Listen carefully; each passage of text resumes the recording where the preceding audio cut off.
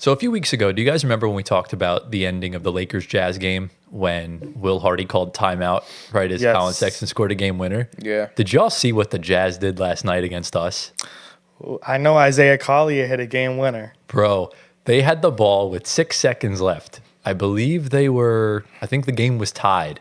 And Colin Sexton was really calling for the ball. Collier wouldn't pass. It was just moseying his ass up the floor, and they call an 8-second violation. That is the most egregious tanking I think I've ever witnessed in my entire life. Wow. Crazy. So we missed the game winner. Game goes to overtime. And again, it was just, we kept trading the lead back and forth. Both teams were just intentionally missing shots. It was the tank of the century. And then the Jazz took the lead. Then my guy Tosan, Nets legend Tosan, this guy is insane. I saw that guy. Got fouled, made both free throws. Collier nearly sold the game, and then he hits the game winner. And it was like the biggest emotional roller coaster of all time. But yeah, What was the final score? 112-110. Wow. For two tanking teams. Yeah. Wow. I was horrified. 8-second violation. Yeah, bro, it was crazy. Danny Ainge, you ain't bad. slick, man. Oh, you ain't slick. But yeah, That's funny. It was nuts. It was one of the most hilarious games I've ever watched.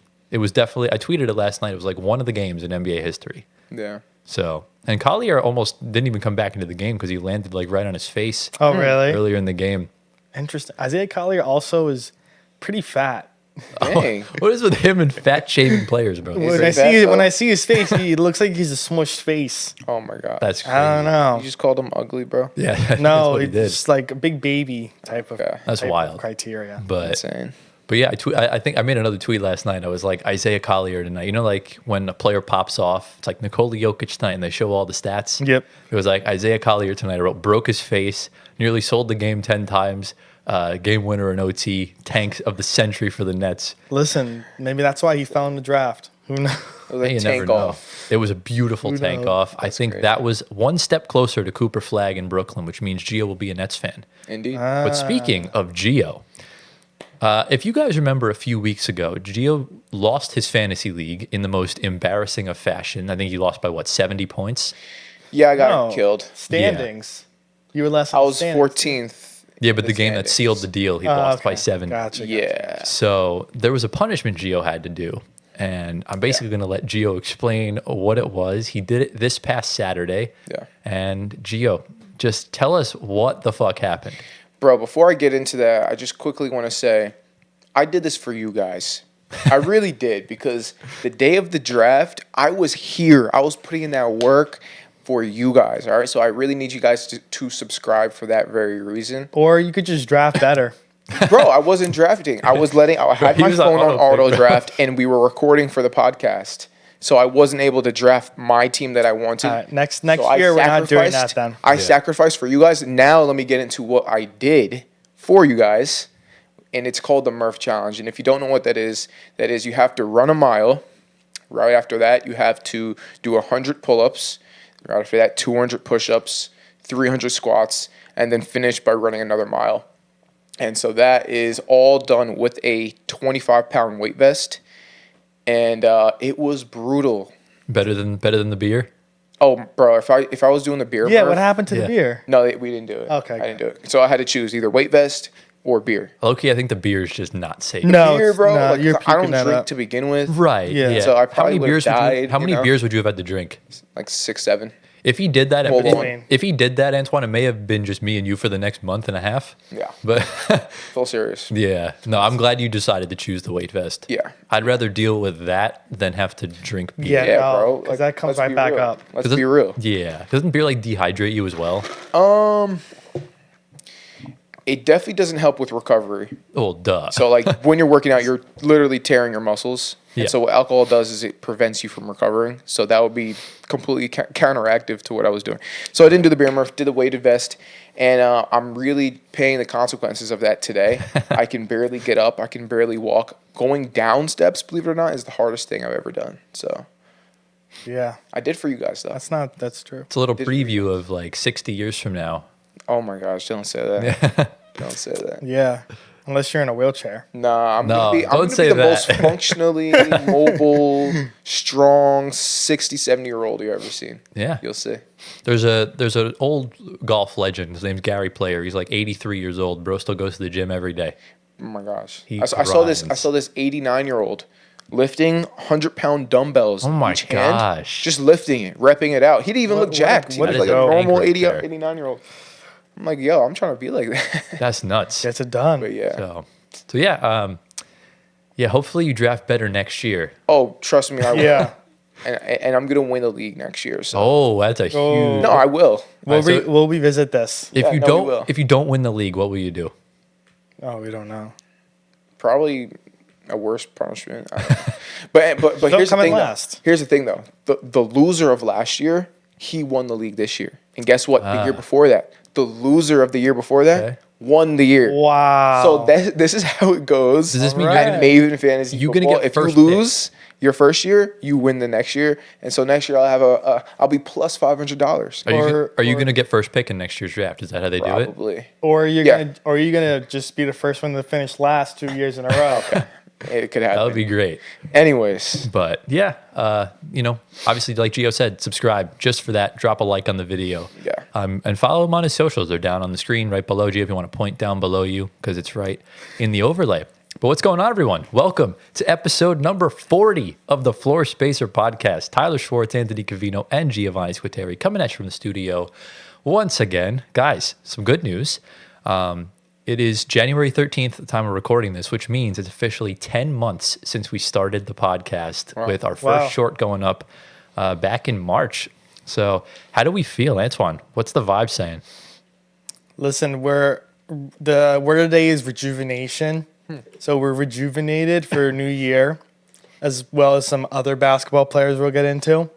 I like that. Yes, sir. I like that a lot. Oh, thank you. It came right off my dome, Did it though. right here. Off the floofy hair. Yeah, my hair, Yeah. my floofy hair. The fresh cut. Thank you. I try. My head's cold, but Wild. no, yeah, we feel good. It's another 10, so now we're at a different number, which is closer to 100, closer to 50, and so on and so forth. So just racking on the content, which is always good. Creating a paper trail for us in the future for like maybe our kids or grandchildren from years from now can start from the very beginning if they so choose, very want to. Bro's getting And- philosophical. Yeah, bro. And- wait, and- where did that is- kids come in? That's crazy. If they want to know what happened in the NBA the first time we recorded they could go back to that very moment. Okay, That's crazy. The three of us are trapped in our mid-20s and single. that's crazy. That's wild. Oh, Anthony, I don't know. Are you single, Anthony? Am I Oh, I'm putting him single? on the spot. Yeah, that's crazy. Am I single? This is That's crazy. as of right now, it is. Nah, you don't got to get into You it. don't got to It's get okay. into it. It's fine. Okay. We're good. You can We're plead good. the fifth, bro. It's However, okay. we were talking earlier, in 10 weeks for episode 50, we might have a different change of scenery, a different change of plans. So we'll let you all know. We'll keep you all updated as far as that goes. We could see a 50, every 50 episodes, we'll probably do something unique. So be on the lookout for that. As far as today's episode, it's again a big news heavy day. Obviously, in the next couple of weeks, we got a lot more cool stuff planned with the trade deadline and everything coming up. So obviously, we got to talk about the New Orleans Pelicans and the whole disarray and dysfunction going on there. We have another update on the Jontay Porter situation, and it's not good. So we'll talk about that. Gio's guy, Russell Westbrook, is rejuvenated beyond belief. You don't know how happy I am. So Nuggets fans, just be on the lookout for it. And Gio's going to get to host his first segment. And Russ fans. So exactly, Gio fans and Russ fans. There's a ton of Russ fans out Shout out Beastbrook on Twitter, the most popular Russell Westbrook fan on Twitter. Followed me on Twitter yesterday. there. Let's go. Oh. And shout out Real Sports followed me as well. That's Oh. fire. So Fire. Real Sports, if you guys are watching this, The app. or if you guys want to power our show, feel free. We would love to. Absolutely. It would be amazing. NBA World, same to y'all as well. But it would be cool to have our show, sponsored or powered by, ran by, the vibes. Yeah. So obviously we have that. My player spotlight makes a return. We'll talk about the amazing game between the Cleveland Cavaliers and the Oklahoma City Thunder.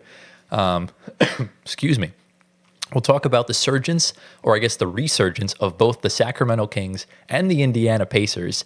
And I believe that's everything we need to do. So guys, if you enjoyed today's video, be sure to drop a like, subscribe to the channel. We're launching our Discord server at 5K subs, so try and get us there by our 1-year anniversary. You got 2 months to get us there now. If you're on Spotify audio platforms, give us 5 stars, answer the polls, all that stuff. Follow us on our socials down in the description below. Get Gio to 1 million Instagram followers. Thank you.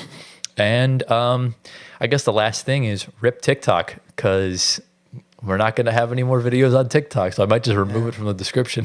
We'll have to see. We have, a week, 19th officially, and we'll see from there what days. happens. Don't get mad at me, but I really could care less about TikTok. Yeah, I don't want to hear it. Don't get mad. I don't want to hear to it. all the viewers that love TikTok, don't take this personally, but I think we're better off without it. Anyways. Okay, fair enough, I suppose. But yeah, lads, anything before we dive right in? Anything for y'all to say? Let's dive right in. All right, so we're going to start off this episode 40 with a team we can't really escape somehow. New Orleans Pelicans. We have a quicker first topic. Herb Jones, unfortunately, suffered a labrum tear in his right shoulder, which will sideline him out indefinitely. And this also was the same shoulder that had him out for the first 18 games of the season as well. So he did return in December and started 16 consecutive games for them before this injury. But unfortunately, it seems like the shoulder has not healed, and it led to a tear, and he will be out probably until next year because the Pelicans are not making the playoffs anytime soon either. So they lose the best defensive player on their team, and that's just part of the dysfunction with their injuries right now. And we're going to get into the next topic. Do you guys have anything you want to say on Herb? I do. I said this a few weeks ago, and I'm going to say it again. Fire that garbage-ass medical staff. Fire them now. Investigate these bums. Yeah. Like, how did the Pelicans, just if you look at the past, 5 years, the amount of talent they've brought through the door, especially on the defensive end, like last year, they had Herb Jones and Dyson Daniels on the same roster. Wow. And good point. They couldn't stay healthy. Wow. Dyson Daniels even said it himself a few weeks ago that we talked about when he said the Pelicans are a cursed franchise. That's crazy. Yeah. It's crazy of him to say.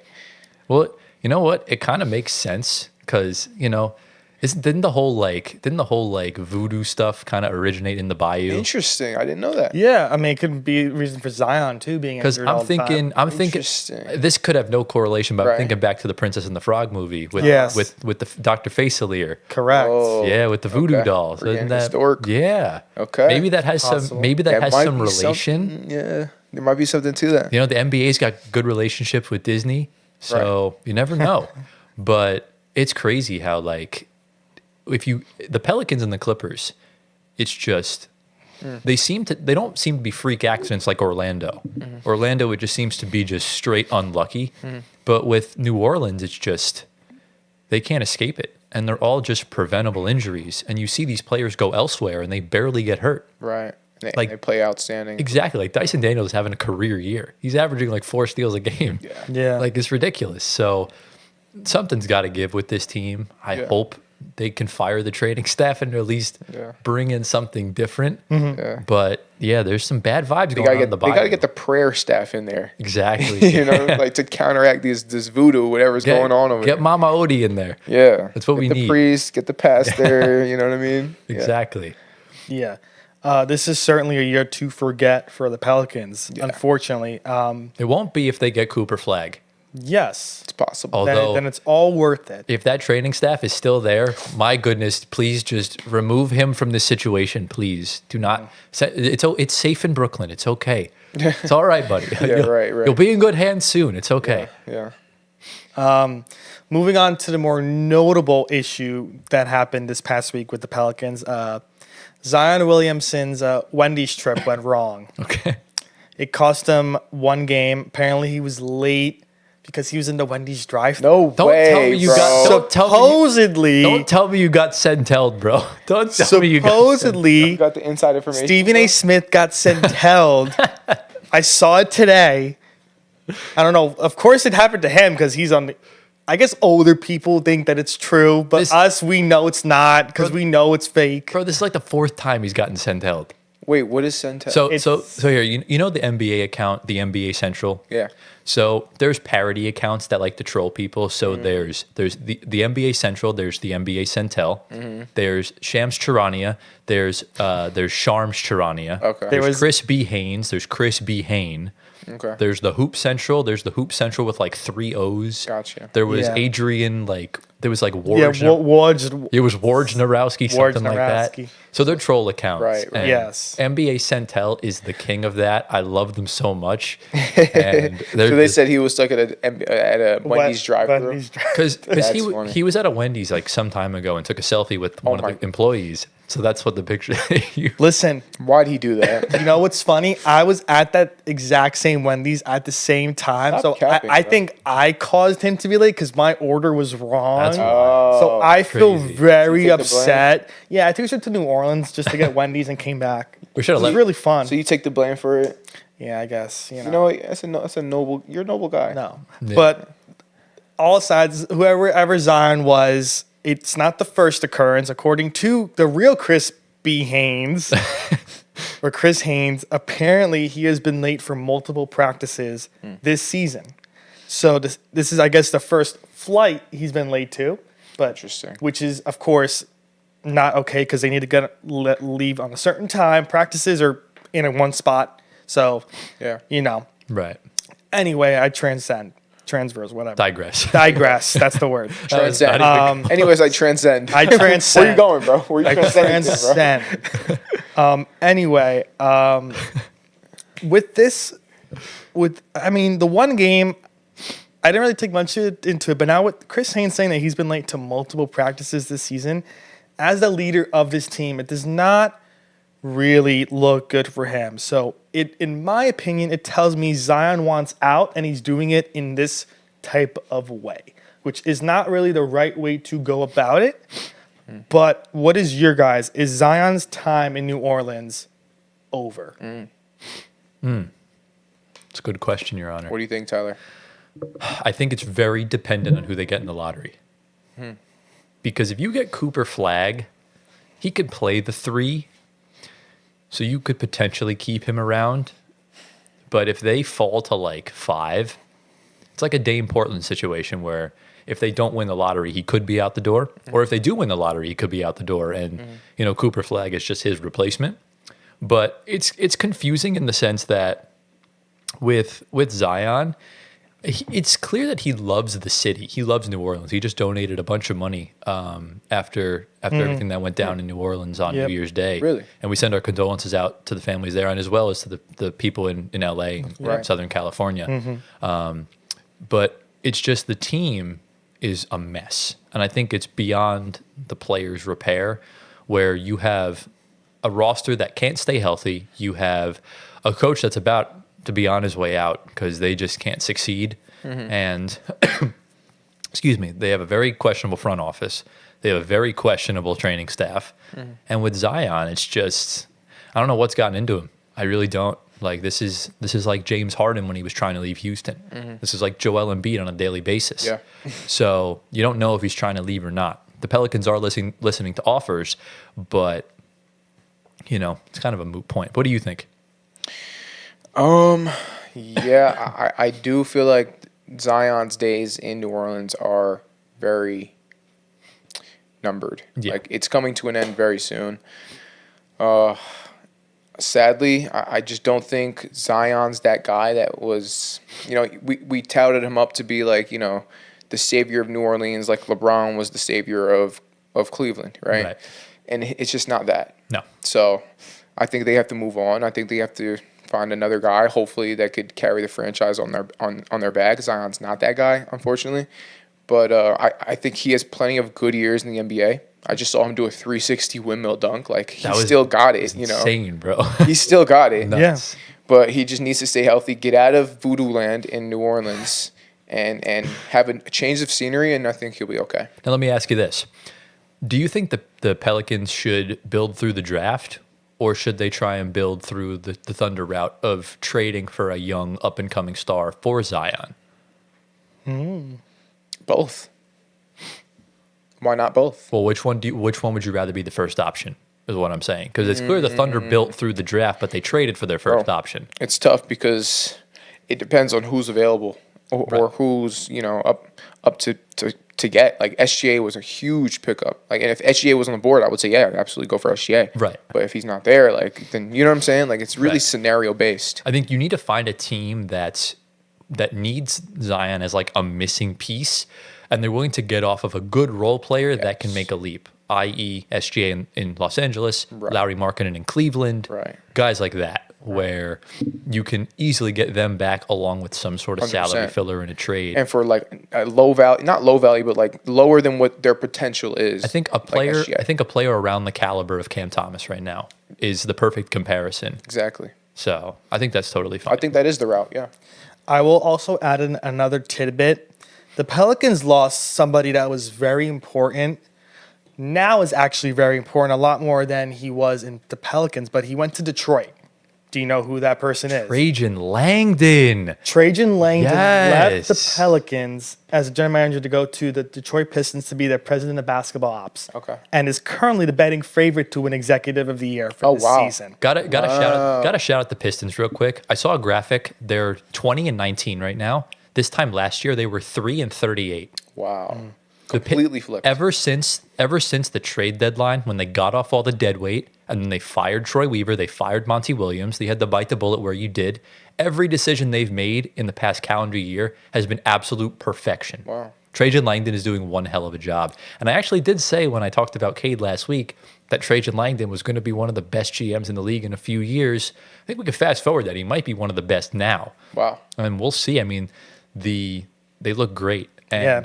I also did see a stat that, the Pistons took a humongous improvement. The Sixers are a lot worse now that Tobias Harris is gone. So, maybe he's more valuable than you think. Yeah. Listen, the Pels let him go. It could be the same thing with the Pels curse. You leave them, you see success for a team that was in purgatory for almost a decade long. Yeah. Yeah. So Langdon, I think, decades. is just another nail in the coffin for them to see he could win Executive of the Year this year. And it's just one season in Detroit, and he was there since 2019 and didn't really get much with New Orleans going in 5 years. Interesting. Yeah. I mean, he was a guy I wanted in Brooklyn if we fired Sean Marks, but Sean Marks has redeemed himself. So obviously we'll see what happens regarding the Pelicans. There's no hope for them this season. I think if you're a Pelicans fan out there, I send my condolences. Just hope you get good returns for your guys. And Yeah, we're waiting for BI to get traded. That's probably the first domino to fall. exactly. And then we'll see from there. That's really all we know at the current moment. But to be fair, Pelicans fans, it could be worse because you could be Jontay Porter. And Jontay Porter has found himself in a lot more trouble. And Antoine, do you have the notes for it? I have it all up here. Talk about it. So a little tidbit from today was released. Another person was arrested related to Jontay Porter's whole co-conspiracy with him and his benching games. So Sunday, which was, of course, yesterday when we're recording this, police arrested Shane Hennon at the Las Vegas airport. Hennon was a part of the conspiracy to defraud an unnamed sports betting company, and Hennon is going to be charged with the conspiracy to commit wire fraud and money laundering. So Hennon is important to this all because he received info from another of Porter's alleged co-conspirators when he was then playing for the Raptors, of course, and planning to manipulate his on-court minutes, where Porter actually sent text in-game to his co-conspirators. That is the craziest about thing I've ever when seen. he was going in, when he was coming out, and if he was going to foul somebody or not foul, or steal, or turnover, or turnover. What?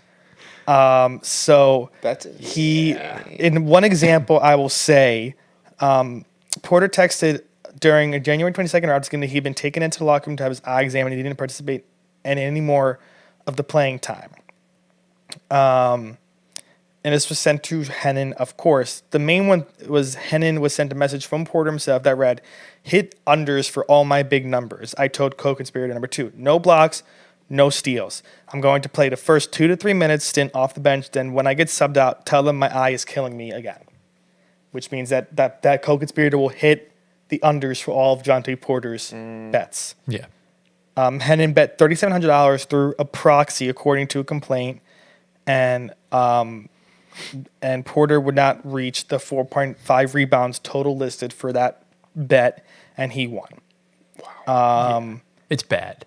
Wow. So Hennon is, I guess, the main co-conspirator in all of this. He's brought up in this report multiple times with Porter's rebounds and everything. When they arrested him,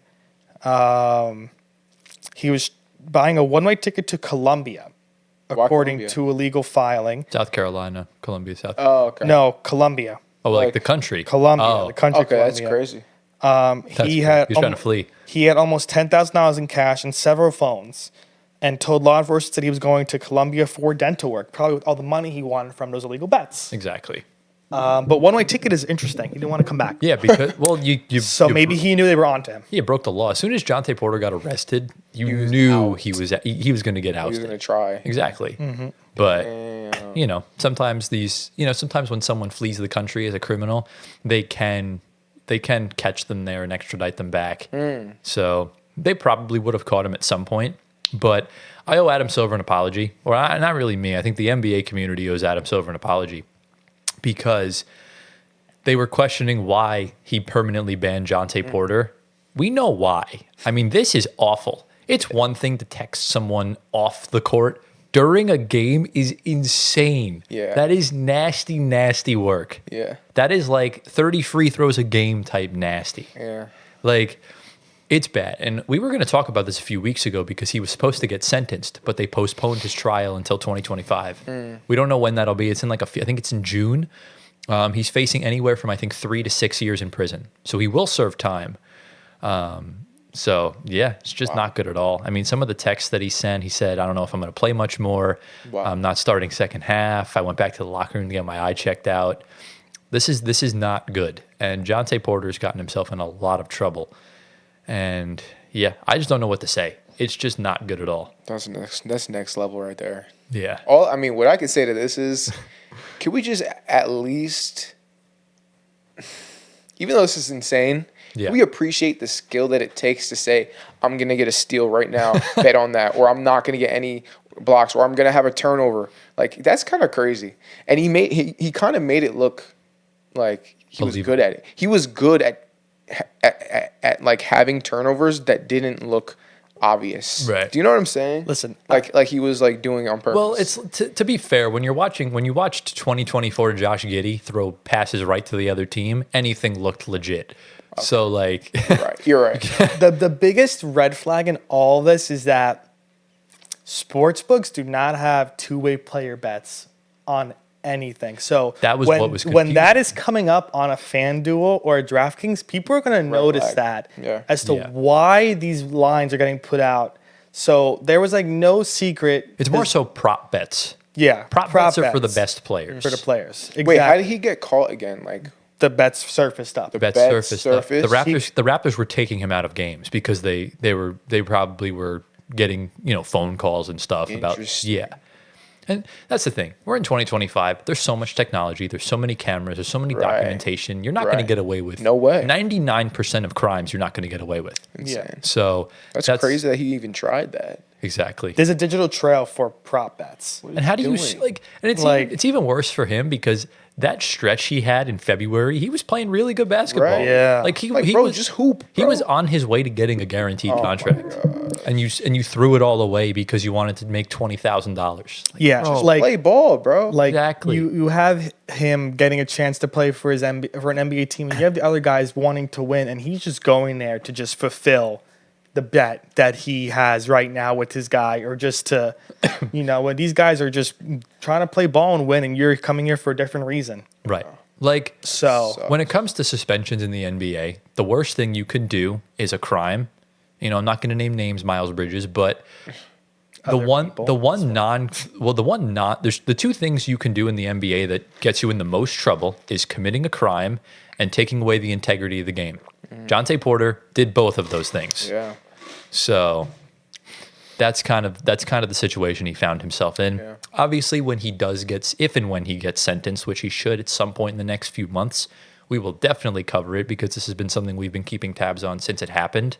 I think we have like 3 or 4 different instances of talking about it. Mm-hmm. Yeah. So when the time comes, we'll get to it. And as far as the rest goes, Gio, do you have anything to say for the young kids out there about betting? Any sort of advice? I don't bet, and I'm perfectly fine. So don't bet. Exactly. Stay in school.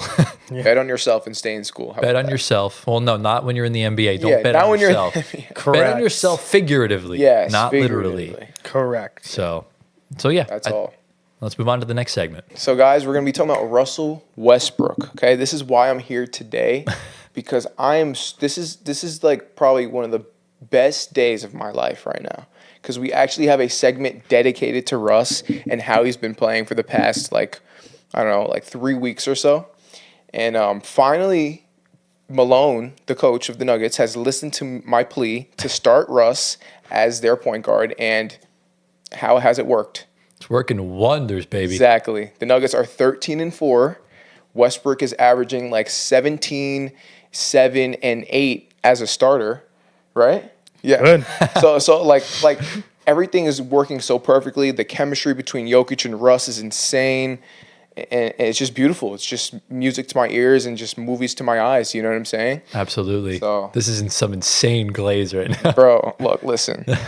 I can't even lie. I'm probably the biggest glazer of Russ, but Really? it's due. Okay, Like yeah. it's you know what I'm saying? It's been years in the making now. yeah. He hasn't played this good in a long time. Everyone's been saying he's washed, he's done, he should retire. Even I fell to that lie. That was a lie. I fell to that lie like a couple months ago where I'm like, call it a lie. I think he No, was it's a lie, bro. He was washed. He's not anymore. No. He was never washed. The thing is, all the teams he played for before, like the Clippers, the Lakers, they made it look like he was washed. The situations and the scenarios he was in Yeah. was abysmal for him. Fair. And so now he's in a position where he can actually be himself. He has that freedom that he once had when he was in OKC, Washington. And so now he can actually play like Russell Westbrook. And now I'm seeing this guy can still hoop. And I'm happy everyone else is seeing that as well. So, He might be the second best player on the Nuggets. no, literally. I think he is. He might just be. I think he is. And you know why? You know I'm a big believer in basketball karma, right? Yeah. So Russ, obviously, you're in the situations you're in. It's not working out. What does he do? He becomes the ultimate team player. He offers to come off the bench. Yeah. He still works hard every day, puts in 110% effort every single night. Takes the biggest pay cut out of any MVP I would ever imagine in any sport. Yeah. In multiple situations, the basketball gods have rewarded him with this. That is good karma. Good basketball karma. This is why the Jazz won't get Cooper Flag for what they did last night. This is why. But Russ has gotten himself some beautiful basketball karma. You want to hear some advanced Westbrook hear it. stats? Love this. In his last 4 games specifically, he's averaging 23 points, 9 rebounds, 8 assists, a steal and a block each, so 2 stocks on 49% from the field as a point guard. Yeah. It's pretty damn good. Yeah. In his last 15 games, he's averaging 15.5 points, 7 rebounds, 7 assists, 3 stocks on 55% from the field. Wow. And in those last 15 games, he has an 11.5 net rating, which is the second highest on the team. Wow. Just behind Jokic, obviously, because he's a god. But yeah, I mean, he's had 2 triple-doubles in the past, like, however many weeks, and both of them have been in the same game as Jokic. Yeah. That's they made history insane. together. Exactly. And I And have another stat that Russ has is that he has the first ever perfect triple-double with no turnovers, perfect shooting percentage from the field as a point guard. So that's pretty impressive. I believe he also has the most teammates he recorded a triple-double in the same game as. Yeah. Jokic has now done it with 2 players, one in the regular season and one in the NBA Finals. Right. That's still crazy to That me is how they crazy. both did that. That is crazy. That's one of the greatest like performances I've ever seen. Yeah. And look, the Jokic Westbrook chemistry is insanely sane. Like, Yeah. might be better now than the Murray Jokic 2-man game. Yeah. It's pretty good. And I have a stat for you that I got from my friend Liv. Liv Mood, shout out you. On Sunday against the Mavs, the Mavericks shot 0% from the field when being guarded by Russell freaking I saw that. Westbrook. I And I saw told that. her at the start of the season, because she had a clip go viral where she doubled down talking about how great Russ was going to be on the Nuggets. Yeah. Didn't start off too great. Yeah. A Lakers fan photoshopped Russ's face onto hers, and the thing went viral. Mm-hmm. And she got a bunch of hate mail for it and everything like that. She is talking her shit, and I make sure she does because that she talk, sis. Exactly. Yeah. So shout out Russell Westbrook, and you got to rock the baby for Russ. I'm just so happy to see bro happy. Yeah. It's just all I wanted to see. Yeah. And yeah, it's good to see him back to his best. Yeah. Anthony, what do you have to say about Russ? Oh, I finally get my chance to talk. Listen, looking at these numbers, I'm getting nostalgia from 2015 and the OKC days. It's great to see a box score of Russ getting 20-plus points, double-digit rebounds, and assists. And seeing wins next to them instead of losses, Okay, buddy. which is amazing. They actually said it in the press conference the other day. When Jokic and Russ get a triple-double, Russ wins 74% of the games, Jokic wins 79. Yeah. So they're both high winning Exactly. They're percentages. impactful players. Listen, he was the scapegoat for both Los Angeles teams, but you can't scapegoat him anymore for this Denver team. No. And instead of the scapegoat, he is the GOAT, not the scape. You take the scape out of it. Thank you very much. He's the GOAT Give him his for this credit. team. And, you know, He's the GOAT in some ways. Maybe you need someone like this to humble Jamal Murray and look at how Russ is playing and learn from him. And Jamal can make his game better come playoff time, even regular season time. And look at how a point guard almost double his age. Maybe not. No. Still think But That was bad math. maybe not. Really bad But it math. could be his older brother, not father. I guess. Is yeah. still doing it at a remarkable age and remarkable physique. And Jamal Murray is having trouble running up and down the court, huffing and puffing. Yeah. Sometimes take some notes from the vet. Yeah. The vet is the vet for a reason and the MVP for a reason. And maybe you need some humbling I have a question for you though. in Denver. How do you think Jamal Murray is taking this? And like Westbrook's getting more minutes, he's starting now. Murray's getting less touches because of that. So how do you think Murray's I taking would hope as a team player, it's team first. So if the team is successful, No, but him, how is he taking it? I'm sure it's a 50-50 type of thing. I mean, he's not taking I'm his minutes. sure he loves the success of Russ because of how iconic he is and the fact that his story for the past several seasons have been negative. And now you come to Denver and you see positive. So you see positivity in the locker room and from someone that deserves positivity for being one of the best to play instead of being scapegoated on two LA teams that have been Right. purely trash for the past 5 years besides one pandemic championship from the Lakers. And I think Jamal should just learn from Russ. He's playing his best basketball right now, and that's the time you want to learn from an icon like him is when he's playing what's going right for Russ for this current moment in time. Why wasn't it working in LA? Why is Denver making it work for you? These are great great questions. You pick his mind. Jamal can, because he knows Russ isn't going to be around long. Yeah. Like Jamal is there for Russ is going to be there probably for like 2 more seasons, 3, maybe retire. Not But even. Jamal's going to be there for maybe the next 5 years plus, depending on what happens. Yeah. So, you got to take the reins and try to replicate these numbers. Maybe Good. incorporate more rebounds and assists like Russ does in the game. Be an all-around ball player instead of just scoring points. That's a good point. For Jamal. How many years does he have left on that contract? Well, he that just signed? signed, signed the so he's- So extension. it's how long is it? It's either 4 or 5 He has years. plenty of time. You know. So that does Exactly. make sense. You put it into perspective. That's good. Right. But listen, Jamal has a lot more to improve on his game. Russ, we saw his prime and his peak. Right now, he's just trying to replicate as much as he can of it on a decreased role. But and coincidentally not, it's not a decreased role. He's getting an increased role with Denver. It was decreased in all other teams before it. Yeah. Yeah. So listen, it's His just efficiency. it's good. This is we've seen a lot of retirements this past year of guys that could still play. This is one player we know for sure does not belong in that tier of players to retire because of the CBA. Right. And because he has to retire for not getting a contract. Right. Russ is proving that he's not in that tier. It's also he had to make the tough decision to take the $3 million contract. Otherwise, he probably would have retired. Yeah. Because these guys have egos, So Russ bet on himself. He did. Basically. and he's been doing that. Yeah. He's just waiting for the opportunity. And playing in Denver, playing under Coach Malone, playing with Nikola Jokic allows him to just be himself. Yeah. Because in LA, you're playing around LeBron. You're playing around Anthony Davis. In the other LA, you're playing around Kawhi. You're playing around Pandemic P.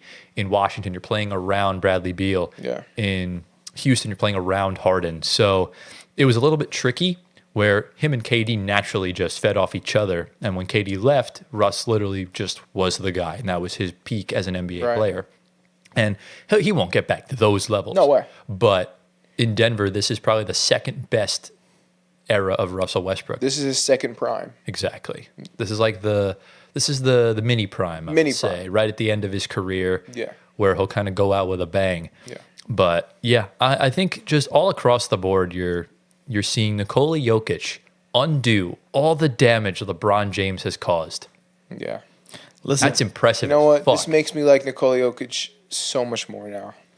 and I really Embiid can't do that, bro. I No, he think can't. that is Nope. the de facto reason as to why Russ is being so successful this season. And it's because of I think of it's because Jokic. it's I do think it's heavily Jokic I because think heavily Jokic. when Russ runs the second unit, it's better than without Russ, Right. but the Nuggets are awful without Jokic on the floor. Yeah. So it's having Jokic on the floor is huge. for Jokic Westbrook. definitely helps, but I also think it's the coaching style of Malone too. Like he's gonna hold his stars accountable, and Yeah. Russ needs that. You know, he needs a good coach. He needs a strong coach in there that's gonna tell him what to do. You know, stuff like that. But he also needs a freedom on the court at the same time, and Malone is the perfect balance of those two things for Russ. So. And if we're talking trades, Russ starting makes MPJ's starting spot expendable to trade for a different piece that helps fit in. As Tyler's mentioned the past weeks, MPJ would be the casualty in a trade potentially. That's where I disagree with you. Oh, I okay, he's think gone back. Right now, I never wanted to trade MPJ. Okay. I was just saying if you had to, those were the moves you could make. Right. Problem is that the Nuggets this season, they're shooting like crap and they're defending like crap. So you want to get rid of a 6'10 sniper that can defend.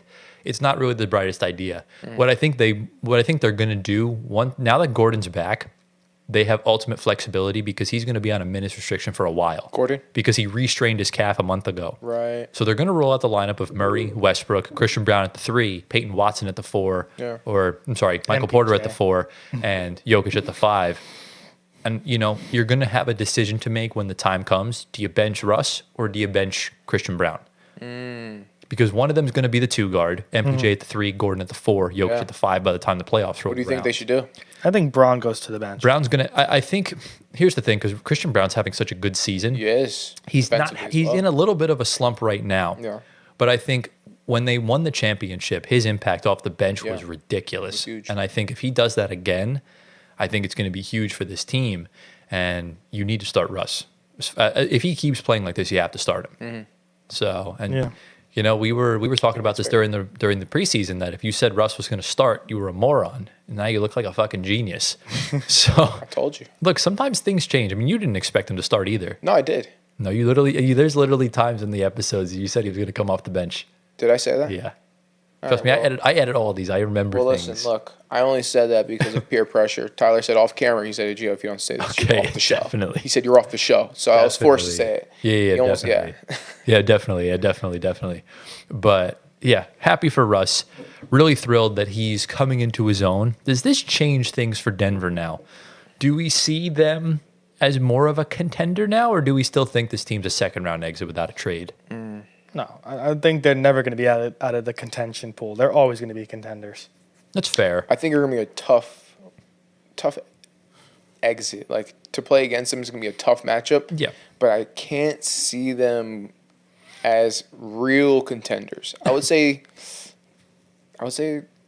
I wouldn't call them pretenders, but I wouldn't call them real contenders. They're weak contenders. Weak contenders, I'll call them that. For now. It's tough because the West is so stacked, Yeah. but the West is so inexperienced that I don't know if some of these teams could survive a series against Jokic. Yes, yeah. Yeah, you got I'm saying. Houston and Memphis taking up the 2 and 3 seed. That's the problem because we've already seen Memphis get a 2 seed and fumble a playoff series. We saw them get, I believe this happened twice actually. They got a 2 seed and lost in the second round.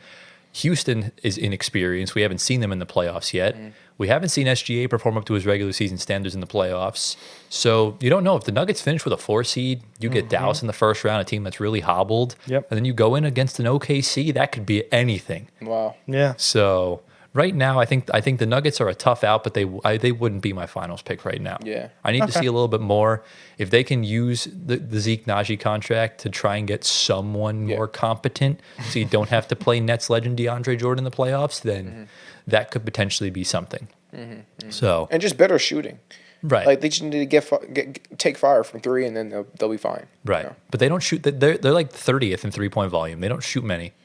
But when they do shoot them, we need you guys to make them. You know what I'm saying? Exactly, That's all. yeah. That's all I want. They do have the number 1 3-point shooter in the NBA right now.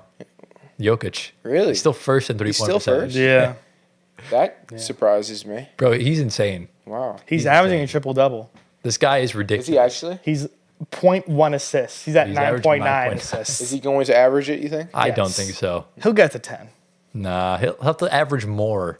Yeah. I don't think you're going to. 0.1. Yeah, but teams are going to start covering. See, teams are going to start single coveraging against him, so he doesn't get the assists. Like, We'll see. it took him. I think it's doable. It took him a decade to get a triple double against the Washington Wizards because every single time he played against them, Daniel Gafford would go in single coverage against them. Really? There was a reason why they did that. There's a method to the madness, so it all makes sense.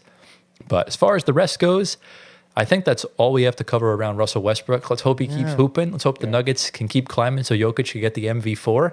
And let's move on to the next segment. All right, into the next segment. Welcome back to Tyler's Player Spotlight. Because it's episode 40 and because I had a really hard time choosing, we actually have a special double player spotlight today. So we're going to be talking about 2 players. So I have an order here, but if you guys manage to guess one of them, then I'll talk about that one first. So I basically give these guys 3 questions each, or just 3 questions total, and then they each get a guess for who I'm talking about. And this could either be someone that's playing really well or playing really bad. And we're going to talk about it. So, guys, fire away the first question. What do we got here?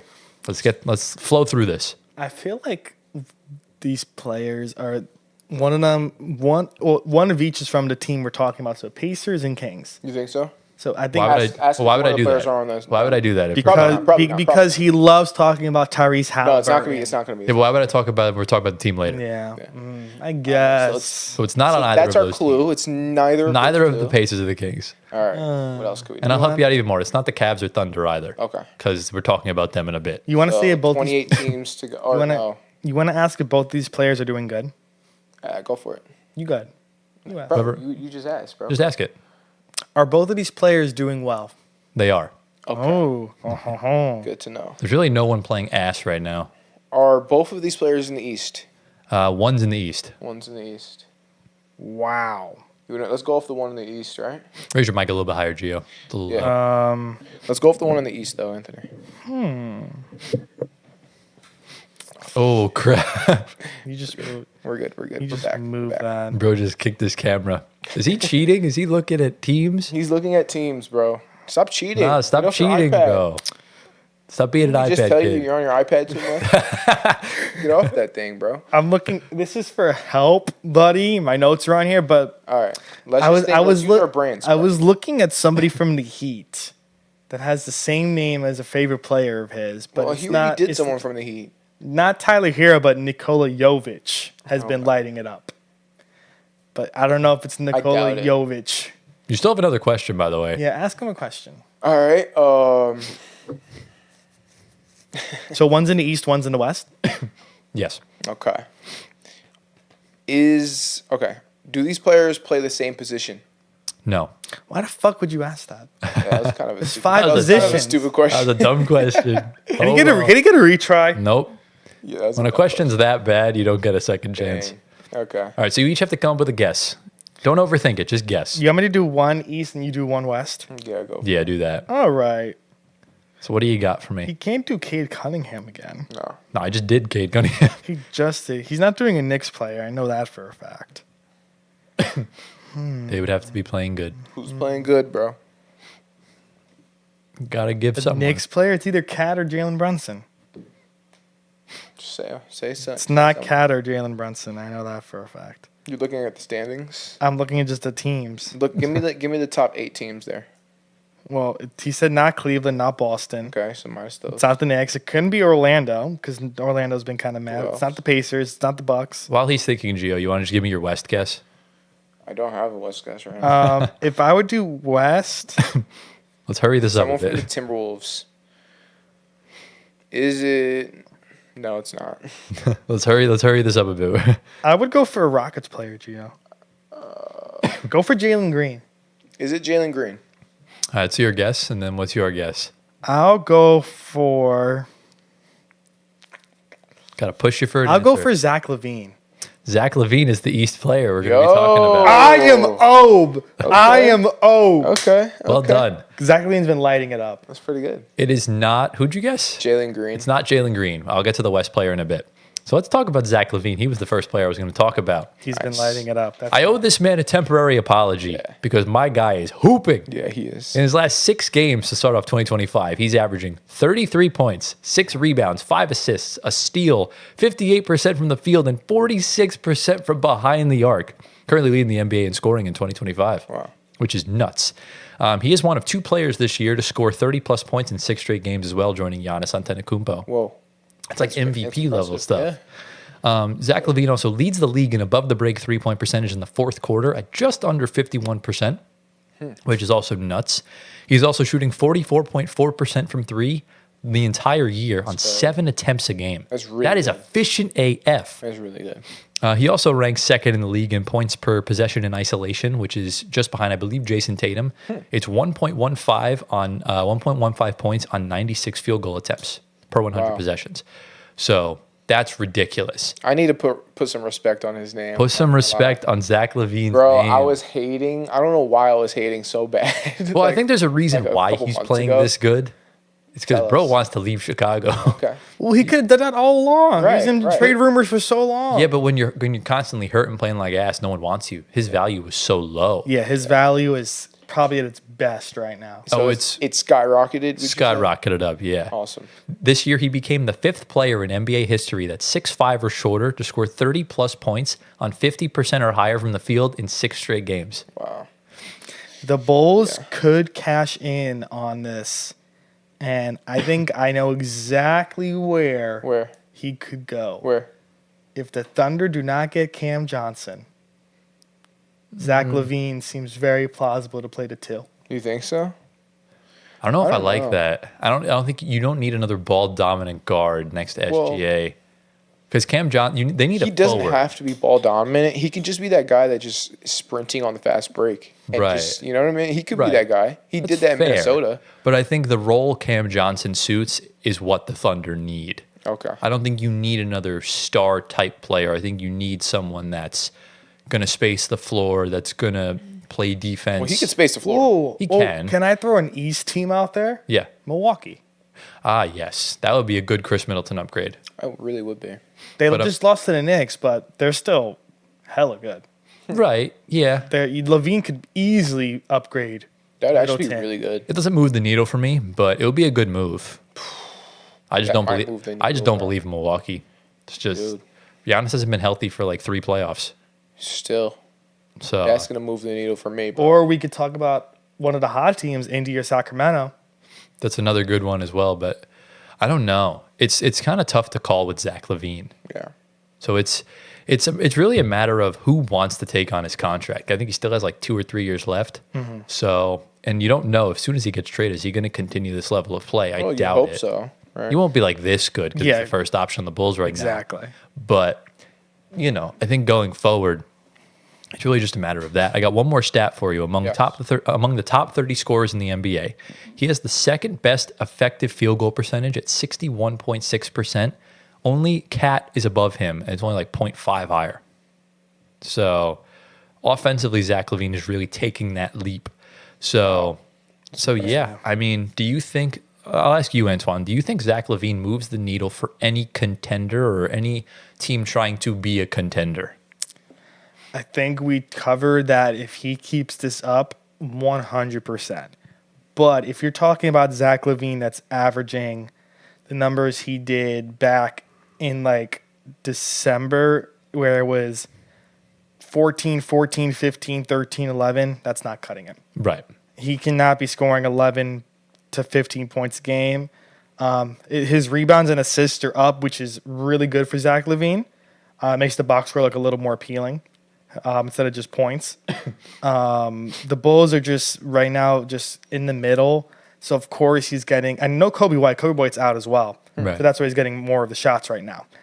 But if he finally moves, and I mean finally moves on, and Chicago takes whatever they get from him at his highest value, LaVine and his mind probably has to know he needs to be really good at his next spot to want to stay there and If he's really bad, he may be in that same problem again as Chicago, where no one's going to take on his contract. Right. And you can't get traded again once you get traded from the team that has held you hostage for 3 to 4 years. Right. I think LaVine might be a fraud. Really? And I'm saying that because I feel like he's one of those guys that you pick him up now, he's on your team, he's now your second option to, like, let's say Giannis is, like, he goes to Milwaukee, now he's the second option over there. Right. Or the third because Dame's over there too. Yeah, he'd be the third. I feel like he's one of those guys that needs the ball in his hands for him to get a rhythm going, which, most players are like that. Yeah. But I think he's going to be significantly worse once he's like a second or third option. Like, Of course. you're going to be like, okay, this is not the same player that we saw scoring 30 points a game on 60% from the field, Exactly. 40% from three. I don't think we're going to see that type of efficiency if he's on the team as a second, third option. That's why context is so important, because you're on a team with no expectations and you're the first option right now. Right. So you're going to get most of the shots. Right. And you're going to just play freely because there's no pressure. Exactly. So the minute he gets traded to any team that's in a playoff spot, Pressure. that's where things are going to change. Yeah. I could see him going to like a team on the rise, ascending to be a top 6 seed, like a playing team that's good. We mentioned Detroit. That would be, I think, the best spot for him, to be honest with you. Detroit. I think Detroit's probably the best spot as of right now. Okay. I was also going to say San Antonio. With Wemby ascending, you want to have a star next to him. I don't know if Zach LaVine's really the right player you want to put next to him. I think the Spurs are fine where they're at right now with Wemby's development. You don't need to rush it. Here's the thing. I think it's easy to fit Zach LaVine, this version of Zach LaVine, onto any team because he's playing so well right now. Right. But we got to be realistic and say, like, what's he been doing the whole year? Not just in these last 6 to 8 games, all right? Exactly. It's like we got to look at the full body of work here and really decide, because that's really who he is. Yeah. Like, you know what I mean? I will say one team I would not want to be traded to from Zach LaVine that wants every star, the Phoenix Suns. Yeah. I don't think you want Could him you going imagine? there. They want Jimmy Butler right now bad, apparently. That's crazy. bad. They want Jimmy Butler. No way Beal approved Every the trade star to Chicago. they There's no want. way. Yeah. Miami's more doable. Yeah, Beal would waive the trade. Chicago. Beal would approve the trade to Miami, Yeah. Yeah. but Miami doesn't want him. So it's kind of a moot point. Yeah. But I really like what I'm seeing out of Zach LaVine, man. Yeah. It's really good. It's refreshing to see.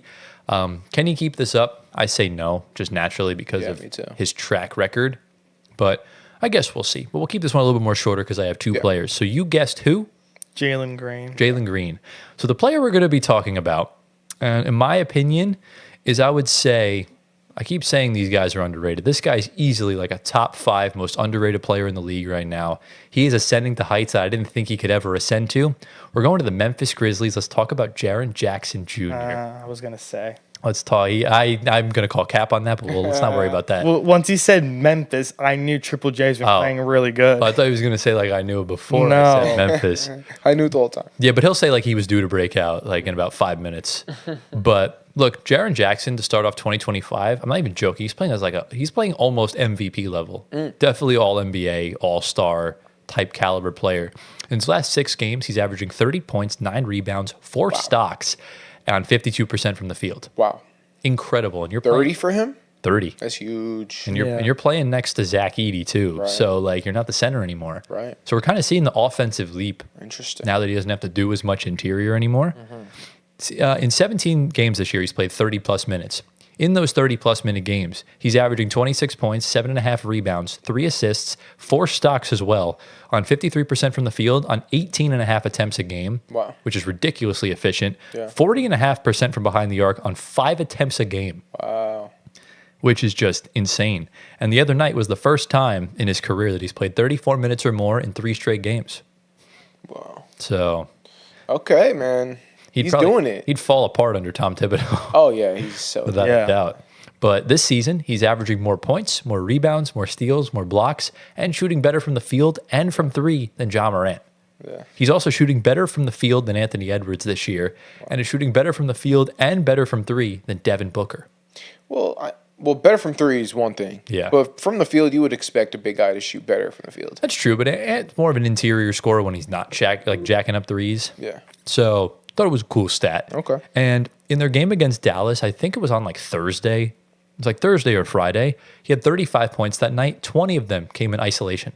That's impressive. So he's maybe developing some of a bag, Very impressive. For a Yeah. big guy. Yeah. Yeah. So obviously, Antoine, I know you're pretty high on the Grizzlies. Outside of Jaren Jackson being due to break out, just what are sort of your general thoughts on what he could do for this Grizzlies team that's currently second in the West right now and could easily make a playoff run? Listen, Memphis, these guys have a team with depth for days, as we always emphasize. But the two stars of this team, of course, is Ja and Jaren Jackson. And when these two are cohesive together, this could be a very scary Memphis team, along with their other pieces they have. Triple J, we've all known for being on injury report for a lot of his career right now. But this year, it's been a whole different story. I love the player. I love his game. Top 5 pick, of course, as well. And, he's lighting it up. I love to see him play well. He's a really good player. Rising star, should be all-star, hopefully, not this year, the year after. But the numbers look amazing. Of course, he's leading the team right now in scoring behind Ja. Ahead of Ja, actually, by like 2 points. And, Ja and him are the 1-2 of this team. These are the building blocks right now, the young guys that they drafted high, of course, with Zach Edey, which will come on later on. You have Desmond Bane there as well. But the reason why Memphis is top 2 right now is because of Triple J, Ja, and then the whole rest of the team that's breaking out with behind them. Jalen Wells, Santi Aldama, Scottie Pippen Jr., Zach Edey. I can go on and on about their young guys. Yeah. But those guys are more young. You want the production of Triple J and Ja to be consistent right now because they already are proven for this team. The bench guys that come off the bench and help, they're going to only get better from there. But we've seen Triple J's peak, which is right now, I think this is the best he can ever be for his position and his stature. That's fair. If he keeps it up, it's a perennial all-star level. He could always get better with his game, but if he's playing the 4 with Edey at the 5, Edey's going to be getting a lot of those rebounds majority of the time.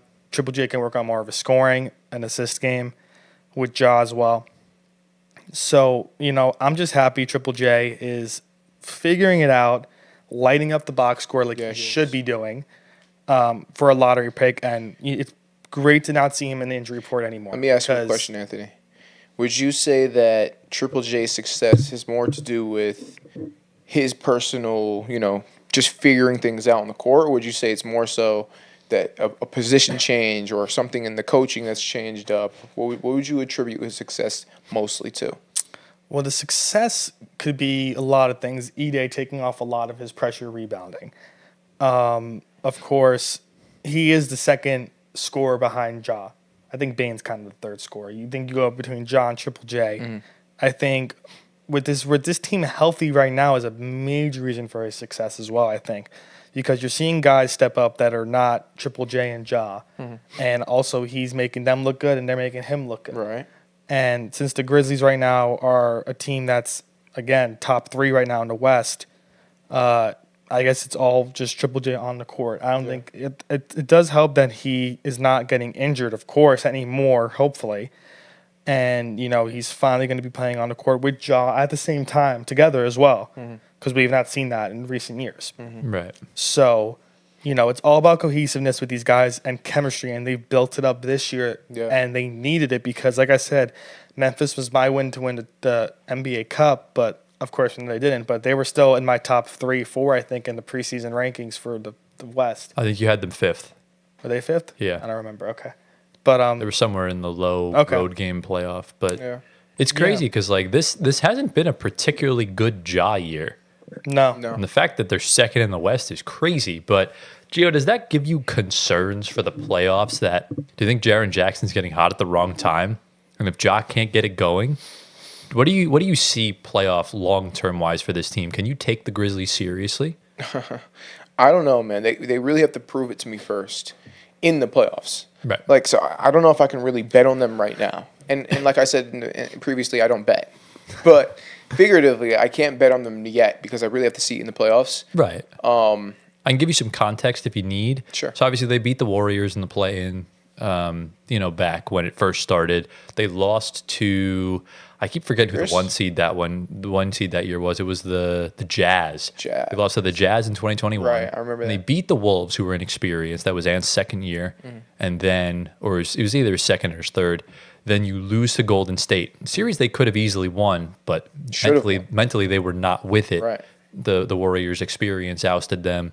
Then they got the 2 seed in 2023. Again, the experience of the Lakers really carried through. And then last year didn't make the playoffs because everyone got hurt. So that's essentially been the Grizzlies in the playoffs. Right. Now, here's the thing. Ja Morant, he's one of those guys that can have a bad game, but when it matters, he can turn it up. Yeah. So I'm not really concerned about Ja. Okay. I'm more so concerned about the team and if they're able to level up when playoff time comes around, because Yes. you know everything gets tighter when playoffs come around. Defense gets tighter. Everything's a lot harder. There's no space. You know what I mean? So if Ja can really rally up the guys and become that leader that we all expect him to be, I think the Grizzlies will be okay. Okay. But- fair assessment. Ja being a leader, that's something that we still need to see. You know what I'm saying? So that's number one. And speaking in terms of Triple J, I think he's been maximized this year, or specifically in the past 8 to 10 games or so. He's being maximized. And so we really can see the full potential of what he can do. And so I'm excited for him. Yeah. For sure. I think he's got some good years ahead. I'm getting Cat power forward vibes in Minnesota, but he can actually defend. He's won a DPOY Yeah. as a center Legit. too. So that's something we'll see. But yeah, I still don't know about the Grizzlies, man. I think they could easily get out of the first round if they don't play a veteran team. Because if you wind up getting the Lakers, I still just can't trust them. But if you get I don't know. Rockets. No, the Rockets were 3 seeds. Okay, You won't see the second round in this situation. But if you get Sacramento, Right. I think they have a chance. Okay. Another inexperienced. If you get Minnesota, maybe. So it really just it's very matchup based on what Memphis can do. And I think they could beat Houston because they do have more playoff experience than them. Yes, Houston has they have a couple champions on the roster, but they're not the main guys. So you don't really know. Yeah, So- man. It's a toss-up. Any series they go into, they can win, they can lose. It's really 50-50. There's a few teams I think that could easily knock them out. I don't think they stand a chance against OKC. They don't Wait. stand. Denver. Denver, I Denver. don't think so either. Yeah. Okay. I think Jokic will break that defense down very Love quickly. that. Love that. Yeah. So, Tear him up, Jokic. exactly. But yeah. So, yeah, that's the player spotlight. It was a different one this week. We had 2 players. Shout out Shaden Sharp. Was very close to choosing him as well because he's been so good. Just the numbers aren't as crazy, and Portland's kind of mid. So they are better than what I thought they would be, though. You should not forget Anthony Simons, the backcourt. Yeah, he's Both also of them. been cooking. But Shaden Sharp in specific is what I've really been paying attention to this year because Ant's going to get traded. Sharp is just playing outstanding. He's developing into a very nice NBA player. Another guy with injury problems that would now But an stepping up. insane athlete. Yeah. He is, in my opinion, I think he's more athletic than the Thompson twins.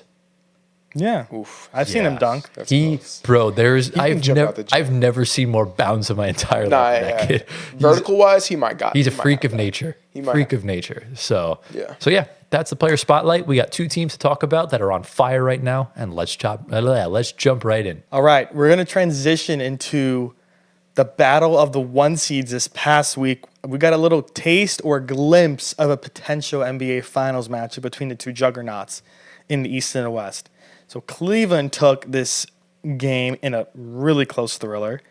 I think the main storylines of this game is both the teams' front courts, specifically 2 legends from New York teams, 1 Nets legend and 1 Knicks legend. I think I know who Tyler thinks I'm talking about for both teams, 1 from each team. So I'll let him get into why I think the Fro and iHeart were the players of this game. Interesting. Well, let me first start by prefacing that, look, let me ask you, Gio, the best players on each team are who? SGA, And Donovan Mitchell. both were steaming garbage in the 4th quarter. Donovan Mitchell was bad the entire game. He was. But I'll get into SGA a little bit later. But yeah, the centers in this game were just on fire. And it's very telling just to see which one outplayed the other, which means which team is better than the other. So, of course, the Nets legend outplayed the Knicks legend. That's just how it goes.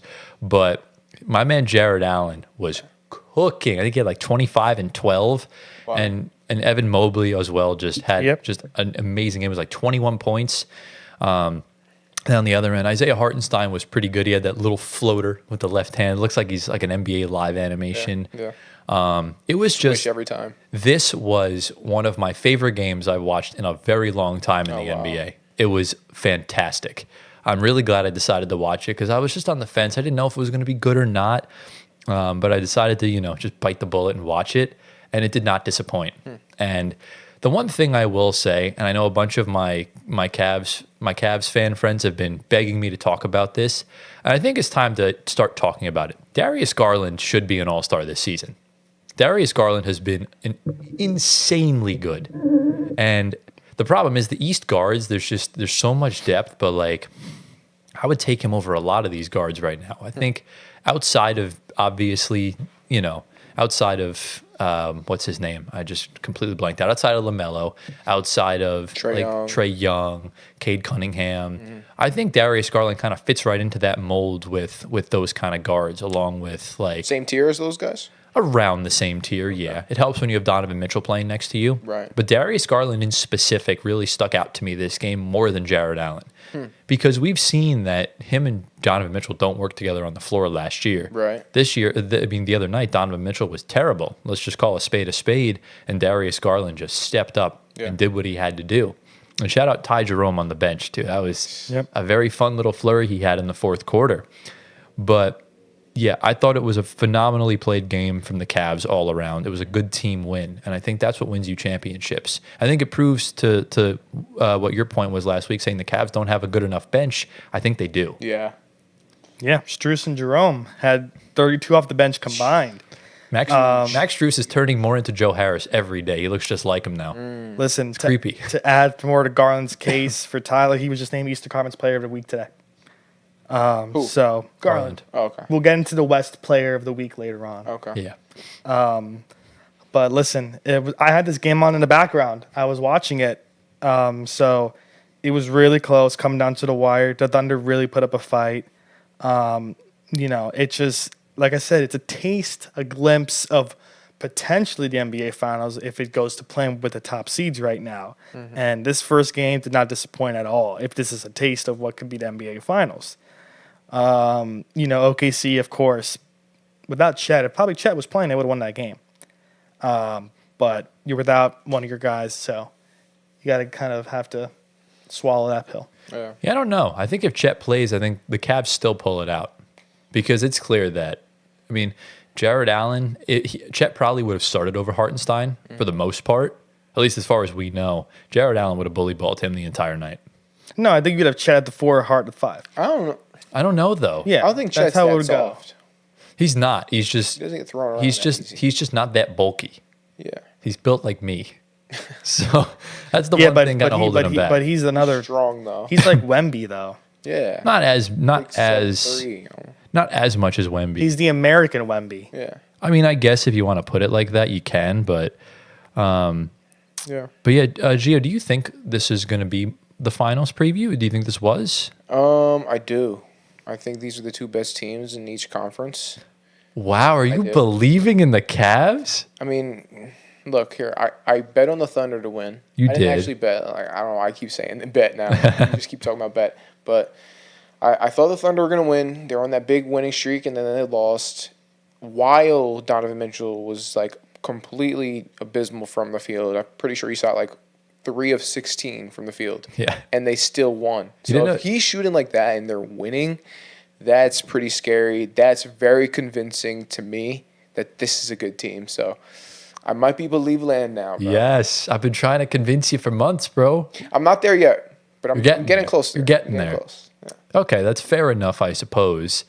I'm sure Antoine's probably seeing the score of the Knicks-Pistons game right now. The Pistons are fisting. Hey, yo. Don't do that. Wild. Yeah. They're up. Wild. They're up 11 after the first. W. The thing I want to talk about with this game, and this kind of really reassured some stuff for me, because I said this last week. Look, I understand SGA is a great player. He's in the MVP race. He's a phenomenal player, one of the best in the league. But I still think there's levels to this, comparing him to both Jokic and Giannis. And I said that SGA relies on free throws a little too much. So I've seen the name Shea Grifter Alexander popped around a lot on Twitter. And I said in the fourth quarter, this man would fall away. And that's exactly what he did. I just pulled it up in the fourth quarter. He only had 6 points on 2 of 5 shooting, went to the free throw line twice, and was just a non-factor down the stretch. You tweeted that before the fourth quarter. I said last week that SGA would play well, but would not show up in the fourth. You said that? Yes. Yeah, I remember him saying that. Okay, Tyler. So What's going on here?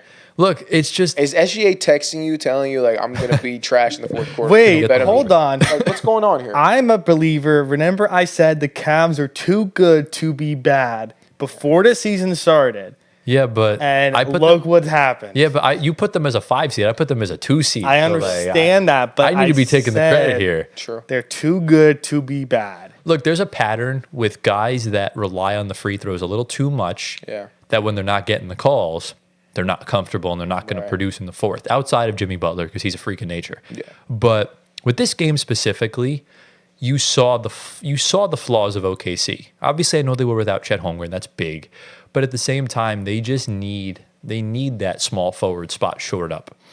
That's what's holding them back. They have a good enough bench. It's just Cleveland right now with the bodies they have. I think they would win a final series quite comfortably. Okay. Okay. And I still don't believe in OKC fully. I still think this team could easily lose in the second round. Wow. So this team's cooking, but right now you have obviously SGA's playing out of his mind. You have a Jalen Williams that's not playing the most consistent right now at all. Obviously, Chet, we're not even sure if he'll be 100% the rest of the season when he does come back. Isaiah Hartenstein gets heavily limited and exposed in certain playoff matchups like we saw last year. I have question marks with this OKC team. And I know it's definitely a big unpopular opinion to talk about it right now, considering they're playing so well. But why not call it early? And, we could look back on this in a few months, and I could be right, I could be wrong. We'll have to just see and find out. Yeah. There's nothing wrong. Interesting, Tyler. Yeah. I think you'll be right. Based on your track record, I'm pretty sure. No, anything could happen come playoff time. So anything is possible with these teams in the West specifically, not the East, the West specifically. Yeah. Exactly. Because right now, you're OKC. If the season ended today, you're looking at a second-round matchup with the winner of Denver and Dallas. So a team that could easily knock you out and a team that knocked you out last year. So that's kind of what it boils down to. But more so, this game was just great for the NBA. Yep. It was great in all ways around. I love how everyone's like, if I hear a word about the Lakers, and it wasn't a NBA Today halftime show, it was great. They chucked it back to Kevin Nagandi in the studio for Sports Center. Yeah, it was perfect. That's what I want to see from the NBA, from ESPN. And look, hopefully this transforms into something good.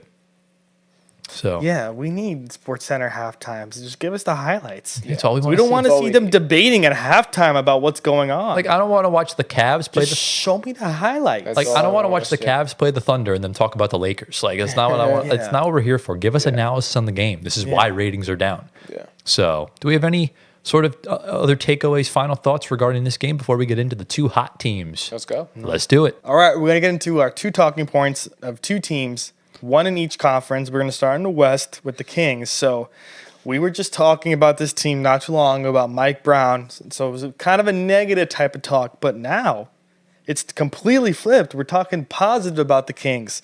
Specifically, Doug Christie, the interim head coach, has led this new look Kings to a 7-game win streak right now. They are 20-19. They are 7th. They are 9th in the West right now, so play-in territory. Doug Christie took over December 28th for Mike Brown. He did start off his career coaching with the loss to the Lakers, but after that, it's a perfect 7-0 to start off the new year. And there's two catalysts in this whole 7-0 run. And it starts with Domantas Sabonis and Malik Monk. Sabonis was named Western Conference Player of the Week today. Put some respect on his name. And Sabonis and Monk are phenomenal right now. If you guys want to touch on Sabonis and Monk, go ahead. I'm going to bring up, I think Monk is a little more notable. He's had a little bit of rise in points. So Monk is up to 23.3 points per game right now in January. He's raised that up from 16.5 in December, so almost a 7-point raise in points per game. And also, he's averaging 7.8 assists per game in January, and it's up from 3 exactly in October. So he's almost doubled his assists as well. And then, like I said, Sabonis is averaging almost 20 and 20 a game. 20 points, 20 rebounds, almost 10 assists as well. And, of course, you have DeMar and Fox doing well. But Fox has been out with some injuries. He was not a big part of that winning streak. He played like 3 or 4 games out of all of 7 so far. But what is... never mind, I have it. So it seems like Mike Brown wasn't the problem. Oh, no.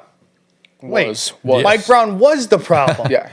So my question is, I said myself, was Mike Brown the problem for this team? I still say no. This franchise, you don't fool me. I'm familiar with your game. This is horse. I'm not fooled by a little 7-game win streak. Hell no. This franchise is inherently stupid. I'm sorry. It's just the truth. I'm not going to let a honeymoon period of a new interim head coach. Like, the Nets went 18-2 with Jacques Vaughn. Yeah. This dude's one of the worst coaches in NBA history. So, like, I'm not fooled by this nonsensical shit that I'm seeing in Sacramento. Mm-hmm. However, they are playing good. I will give them credit. Mm-hmm. And yeah, I mean, as far as just all across the board, doing most of this without De'Aaron Fox is like the most impressive, considering he's only been around for like 4 of those games. The Kings are 5-0 this season when Devin Carter plays. So that's something. Yeah. So that's nothing. It's something. that's their rookie lottery pick. It's finally playing. Something cool. It's good to see Keon Ellis not getting shadow banned from the court. Right. Right. He's up to 30 minutes a game now. Good. And that's why they're winning. He has the 9th biggest net rating difference when he's on and off the court. I think it's like 12.5 or 13. That's why so he's in the top 10 in that. And it's just that was the one gripe I had against Mike Brown was that he didn't play Keon Ellis for whatever reason. What the hell is he doing? I mean, I wish I could tell you. He's not Doug Christie. That's why I don't like Mike Brown, man. Although it looks like he's falling out of Doug Christie's rotation too. We spoke. That's why I'm not fooled by the Sacramento Kings, as you guys know. But yeah, I mean I'm more just I want to talk about that Sabonis game in Boston. He had 23 points, 28 rebounds. I did not think bro was capable of that. Yeah, he's doing some Rodman level stuff out here. Still a playoff fraud, but Okay. It is what it is. He puts up numbers. No, this man is a beast on the boards, and I always knew it. But 28 rebounds, that's another level. It's like Zubac's level of rebounds. Yeah. It's insane. Didn't Zubac have like a 30-30 game? No, he hit 30 and 29. That was the beginning of the season. So close. That was last year. Oh, wow. It was last year? Yeah. Okay. Bro, I always said Miles Turner, the one thing he can't do. He can't rebound. I looked at the box score, it was against the Pacers. I'm like, bro, this dude can't keep getting away with this. Crazy work. But I think Mike Brown still was not the problem. Okay. Ooh, you agree or disagree? I partially disagree. Okay. Look, like I said, it's a honeymoon period when a new coach comes in. You're in good spirits here. They just lost 6 games straight. Now they've won 7 straight. I just still think by the end of this season, this team's going to be fighting for a play-in spot. I still can't take them seriously. Whether he was the problem or not, firing Mike Brown was not the right choice. At least not now. You do it at the end of the season, or you literally just stand pat and don't extend him. Mm-hmm. That's kind of what it is, in my opinion. Mm-hmm. So, yeah, I don't really believe much in this Kings team. Okay. Yeah, neither do I. But that doesn't mean that they're not better off without Mike Brown. Do you know what I'm saying? And I think the stats show you. I mean, the games show you that they are better off without Mike Brown.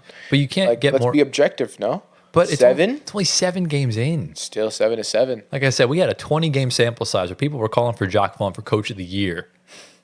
So I've experienced this. This is the only. My past traumas are coming back as a self-proclaimed depressed Nets fan. Okay, I mean, this could be something where sometimes teams need like something different, something new to like spark something in them. Maybe that's what this is too. Hey, it's possible because they have talent. This team has talent, so maybe they just need something to spice it up a little bit to get them going. But can you confidently say for a playoff run that this team can cohesively work together? I don't think so. Exactly. That's why I don't think Mike Brown's the problem. I think it's a front office issue. Okay. Yeah, their bench is nothing special. Their starting 5 is pretty special. They have a lot of nice guys. Malik Monk. Monk is Monk is starting.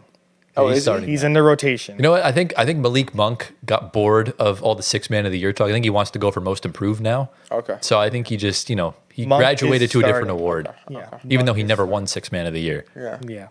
But yeah, it's nuts, man. Just kind of looking across the board, they're one of 2 undefeated teams in 2025, which is pretty cool. But as far as like the Kings goes, just in general, I think they have to make a trade. But the problem is, course.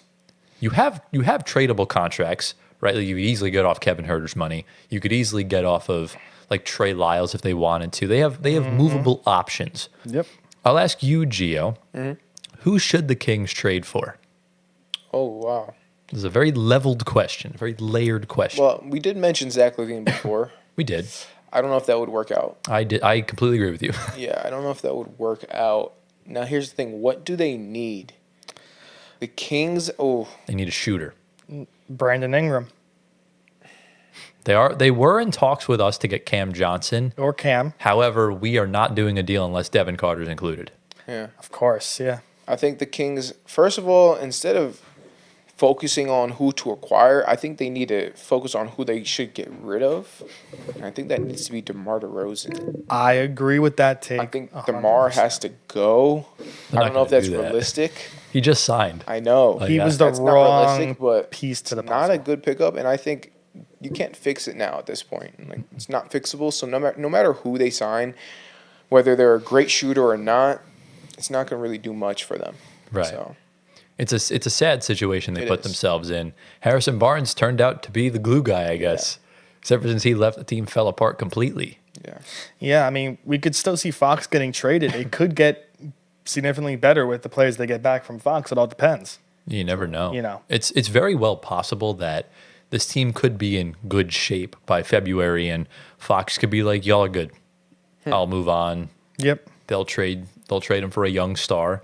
Kind of like the whole KD situation. KD knew, I think, everything was really bad in Brooklyn, and him leaving allowed us to reset ourselves because the Aaron Fox will get you back at least 3 first-round picks. So, which is crazy. That'll go for half of them. That's crazy. I still can't process that. I never I will. don't know why. Yeah, the Knicks are stupid. Yeah. Anyways, But he'll get you back at least 3 first-round picks, probably a swap or 2, as well as a young star. You hope. Remember, this is the Sacramento Kings we're talking about. So we don't know necessarily if they will get that back. But that's what they should get back. They need to be hard-nosed with this. And, if Fox goes, that's the question. Where does he go? Who the hell do you bring back? And who do the Kings see as, I'll ask you, Antoine, who do you think the Kings could see as a young star as far as building up? Who could be their SGA? First, I'm going to say I want my picks back. You're not getting them back. So You saying 3, 6? I want my picks back now, Hold. actually. hold. I don't want Mikal Bridges as my team anymore. Anyway, it's what I don't care about. But you can have that. Oh, 6. We talked about Houston. You could package a Jalen Green, Reed Shepherd, Cam Whitmore. Those are 3 nice young pieces to have. 2 which are lottery picks. 1 is a nice throwing piece. Cam Whitmore's kind of a really high scorer in like G League and so on and so forth. Right. But Reed and Jalen are building blocks for them. You could have a point guard in Reed and shooting guard in Jalen. Your backcourt will be set for years. Did you see what he did in his G League debut? Who? Reed Shepherd. He had 49 points. are you serious? Yeah. They I didn't just even know that. I think he was just frustrated at the fact that he's not playing, so they just said go crazy, and bro went Yeah. God mode. So Can we yeah. get him in games, please? Well, Remember, it's the G League. Let's hold our I horses. don't care. This the- man can hoop. The thing with the rookies that aren't playing, instead of sitting on the bench, teams are sending them to the G League to play. Yeah. So they're not just rotting away. in the Right. That's a bench, normal not thing. Playing. Yeah. That's a normal thing. But yeah, This or, man in games, bro. Houston, I think, is enticing because of the young guys they have. If we're talking about an East team for a point guard, you could always throw in Miami because Jimmy Butler can come back. I mean, it doesn't necessarily have to be a point guard. Remember, the Clippers traded for a small forward, Yeah. or the Thunder traded a small Fox. forward for a point guard. Fox helps. Fox could help Minnesota immensely. Interesting. I don't know because why would Minnesota make the Rob trade to get Dillingham in the top 10. They would trade Dillingham too. Oh, okay. So that's what Sacramento. you're saying. That actually reminds me of the Sabonis Halliburton trade from a few years ago. I actually How so? because Halliburton was drafted to be that combo guard alongside De'Aaron Fox. It kind of worked, but he was utilized in the Sabonis trade because Sacramento needed a big man. Right. Because they really just didn't have they didn't have the assets. So you go and get Sabonis. You have to give up one of them. Fox wanted to stay. He wanted to lead this team to the playoffs, which he wound up doing. Halliburton was the casualty. They just drafted him. So in this case, it's Minnesota's in a rough spot because I think Mike Conley's probably going to retire at the end of the season. He's playing really bad. Yeah. When a veteran gets to that point, they know it's done. They've been playing Dante DiVincenzo at the 1, I believe. Yeah. So Fox would make a lot of sense, but problem is Randall's going at the end of the season off the books. So what do you do as far as trade? You would have to get a make trade it done now. Correct. But that's all on Fox requesting out. I don't know if he necessarily will. Yeah. So unlikely, basically. Yeah, I Yeah, would say so. that's a shot in the dark. I think Houston is still the most likely scenario. unless he stays put and the Nets make a move next year. Oh, Because he's comfortable with Jordy Fernandez, and the Nets helps. need a point guard. We got Ben Simmons coming off the books. We have tradable contracts. If we retain Cam Johnson, I think he could easily be sent over next year or in the offseason, depending on what happens. yeah. And I think he would be a great fit next to Cam Thomas, next to a potential VJ Edgecombe or Cooper Flagg or whoever. But obviously, if we wind up getting Dylan Harper, then it's kind of pointless. But that will obviously, we'll have to see what happens regarding that. I think he's the only player that's a point guard in that top 5 because Ace Bailey's a forward. Yep. Yeah. So, it's kind of necessarily the situation the Kings are put in. Before we move on to the other team, ceiling-wise, does this change anything? Do you think the Kings will make the playoffs? Play in. Play him. That's it. Yeah, I still think they're a play-in team. They might get out, they might not. You're basically just getting shellacked by OKC or Memphis, basically. So it's kind of that. We'll see what they do. I'm curious to see more what happens with Sabonis if they trade De'Aaron Fox, if he goes as well. So that's something we'll have to wait and see.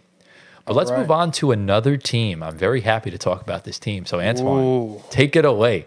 Ooh. I got to get in my bag here. So we're finally talking about a team that has finally gotten hot at the perfect time before it's too late.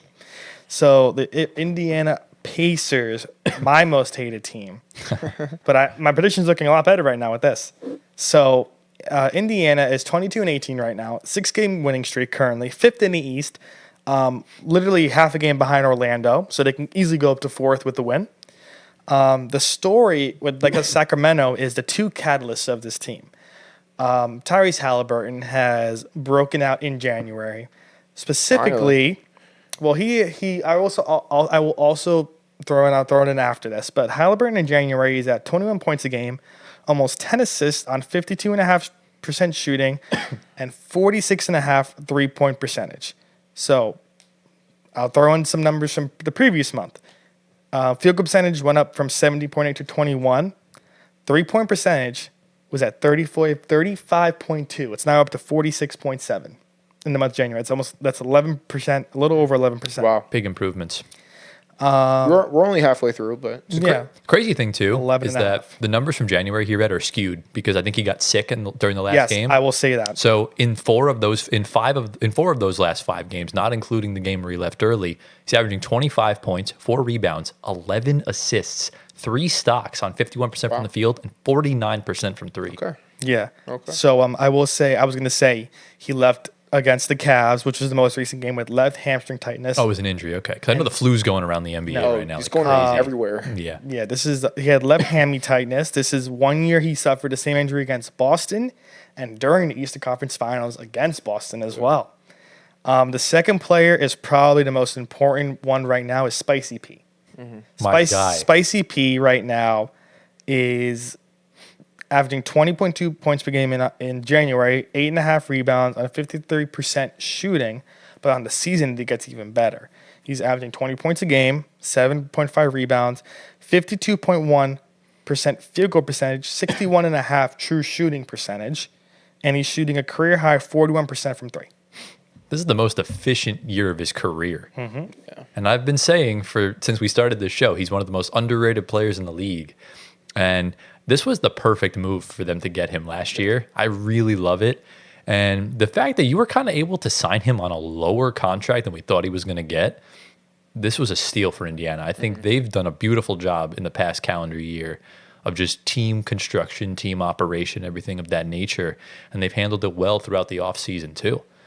So that just kind of goes to show, the work they do. And the player I want to talk about is the one that I think is on the best contract in the NBA and now is finally starting to play better again now that he's not hurt, is Andrew Nembhard. Now, remember when I said Keon Ellis had the ninth biggest net rating difference with on and off? He's second. Okay. So he's second in the league, just behind Nikola Jokic, who is the net rating king. But when Andrew Nembhard's off the floor, the difference is 17.1. That's crazy. So basically, Nembhard's the second best player in the league.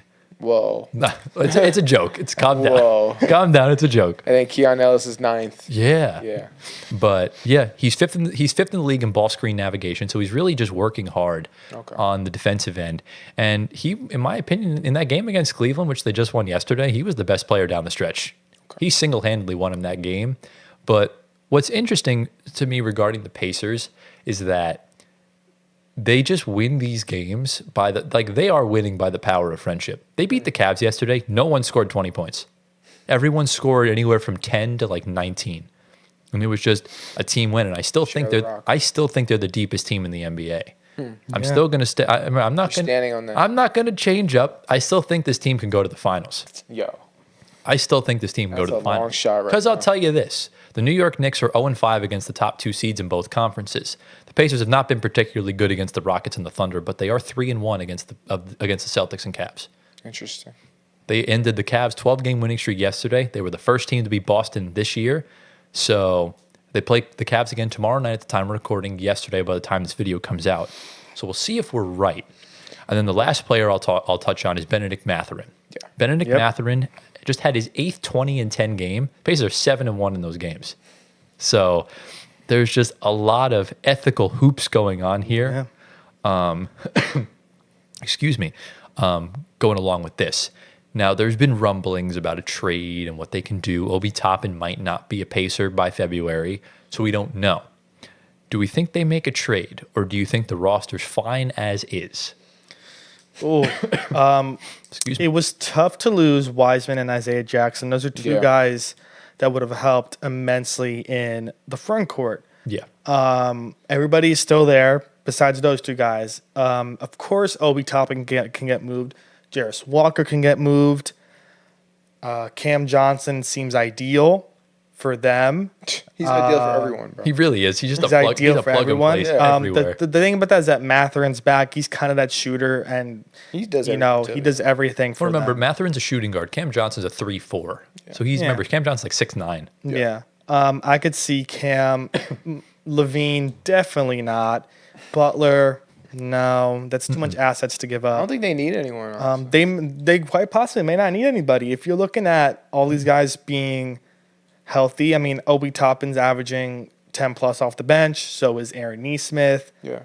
I mean, if and anything, all those guys, McConnell. If anything, they need just like another guy that can rebound. I would say they need another. Thomas Bryant's been playing really well since going over. Yeah. So that he's helped a lot with Miles Turner. Absolutely. They could do some picking on the buyout market if some vets become available. Well, it depends. Are they? I don't know. To my knowledge, I don't think they're a first apron team, because for those that don't know, if you're above the first apron, you cannot sign anyone in the buyout market that made a contract over the mid-level exception, which is about $12.6 million. So let's say Ben Simmons gets bought out. He can only go to a team under the apron because he makes 41 mil. But if you're looking at a player like Russ, for example, Russ only makes 3.3. Mm-hmm. If he ever got bought out, he could sign with anyone he wants. Okay. Yeah. I've been seeing a lot. Nurkic, we've known, has gotten benched recently for illness, and he might get moved. And being trash. I heard Charlotte might give him Nick Richards. They could trade for Nick Richards. It's a nice backup center to have. I love that if they want to give up nothing in return, I've heard Portland wants to give up Duop Reith. Duop Breath is a nice backup center option to have, and he could break out on that Pacers team. I would have him over Rob Will. Rob Will is too injury prone, but they want to move Duop Breath. Yo, I'm not even gonna lie. Like Bro, I watched so many Nets games last year. Duop Reith torched us, just on all facets of the game. If this dude winds up being like the third center on the Pacers, my God, that would be fun. Duop Reith is goated, bro. Okay. I wouldn't take Nurkic at all. And Nick Richards from Charlotte, I don't know. I know Duop has a really nice high ceiling. They haven't been playing him a lot because Klingon's there, Rob Will is there, Ayton's there. You're not trading for any. You could trade for Duop. You won't give up anything. Probably a second round pick, maybe a bench player. Mm-hmm. Right. Nick Richards maybe a little more.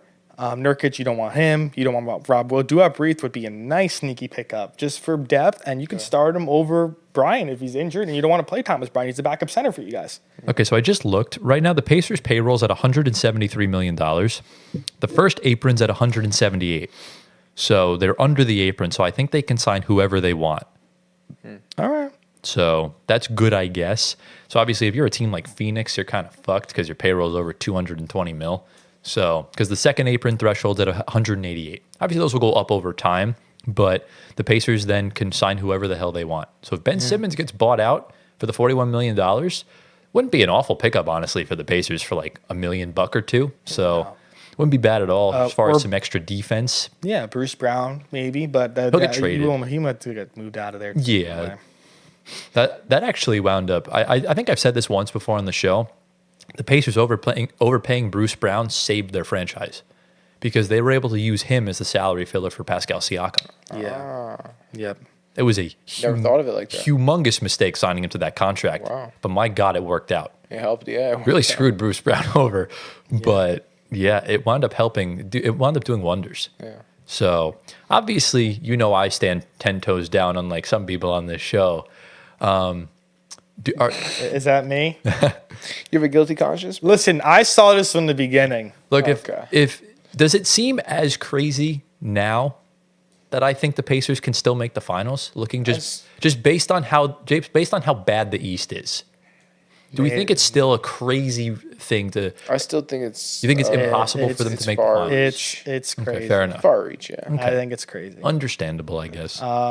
Even if they do acquire Duop Reith, that's not moving the needle much against Cleveland and Boston. Yeah. But the thing is, they've already beaten both of those teams. Or even the Knicks. I think the Knicks are better this year. Oh, that's debatable. I don't know. That's very The Knicks are debatable. looking very shaky right now. I think- still, I think in a right series, now. I think right now the Pacers are 2-1 against the Knicks.